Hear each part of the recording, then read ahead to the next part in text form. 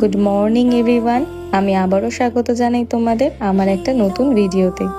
তো আজকে মঙ্গলবার আর এখন আমরা রয়েছি মামনিদের বাড়িতে আলিপুরদুয়ারে। তো সেই জন্যই ভাবলাম আজকে একটা ব্লগ বানানো যাক। আমি সকাল সকাল স্নান করে একদম ফ্রেশ হয়ে নিয়েছি। আজকে সবাই মিলে প্ল্যানিং করেছে যে দুপুরবেলায় কলা পাতায় ভাত খাওয়া হবে।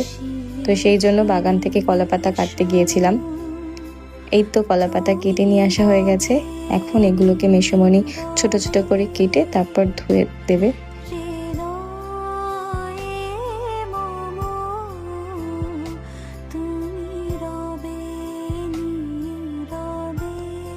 এই তো মেসোমণি এখন কলা পাতাগুলোকে কেটে নিচ্ছে। আর এই যে আজকে আমি যে এই ড্রেসটা পরেছি কোয়ার্ডসটা, এটা মামনি রাজস্থান থেকে আমার জন্য এনেছে। ড্রেসটা আমার খুব পছন্দ হয়েছে, আমার তো পরে খুব মজা লাগছে। থ্যাংক ইউ মামনি। আর এনেছে এরকম চুড়ি।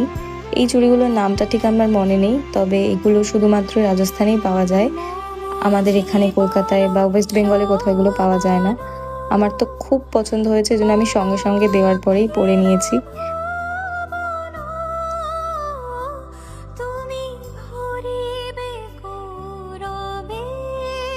তোমাদের কেমন লাগছে চুড়িটা একবার কমেন্ট করে জানিও তো।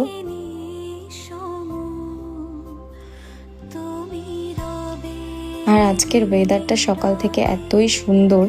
প্রতিদিন এখানে মেঘ বৃষ্টি ঝড় হচ্ছে, তবে আজকে ওয়েদারটা সকাল থেকে একদম রোদ উঠেছে, চারিদিক ঝলমল করছে। মনটা একদম ভালো হয়ে গেছে ওয়েদারটা দেখে।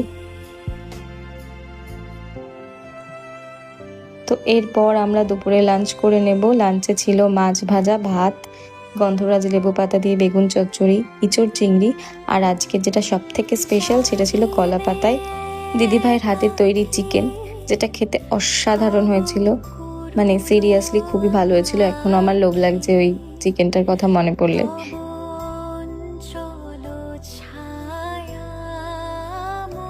এরপর আমরা খাওয়া দাওয়া কমপ্লিট করে বিকেলে রেডি হয়ে নিচ্ছি, যাব দিদিভাইদের বাড়িতে। আর যাব নিউ আলিপুরদুয়ারে একটা দক্ষিণেশ্বরের মায়ের মন্দির আছে, সেটা দর্শন করতে। তো এই তো আমি রেডি হয়ে নিয়েছি, আমাকে কেমন লাগছে জানিও তো।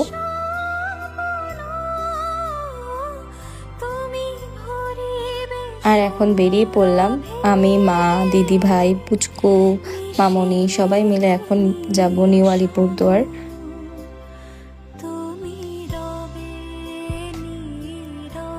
আমরা চলে এসেছি দিদি ভাইদের বাড়িতে। এখন সবাই মিলে বসে গল্প করছি।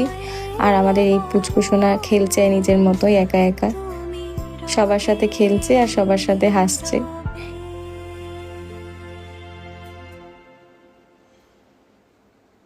এরপর দিদিভাই আমাদের এত কিছু খেতে দিয়েছিল, এখন আমরা এগুলো খাবো আর তারপর যাব মায়ের মন্দির দর্শন করতে।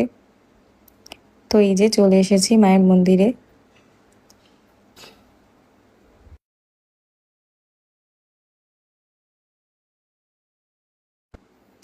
পুরো মন্দিরটা সাদা মার্বেল দিয়ে তৈরি, তাই জন্য মায়ের মন্দিরটা খুবই অসাধারণ লাগছে। আর ভেতরের স্ট্রাকচারটা পুরো আমাদের দক্ষিণেশ্বরে যেমন মায়ের মন্দির তেমন করেই করা। তো সেই সবই আমাদের এখানকার যে ব্রাহ্মণ ছিলেন উনি বুঝিয়ে বুঝিয়ে বলছিলেন।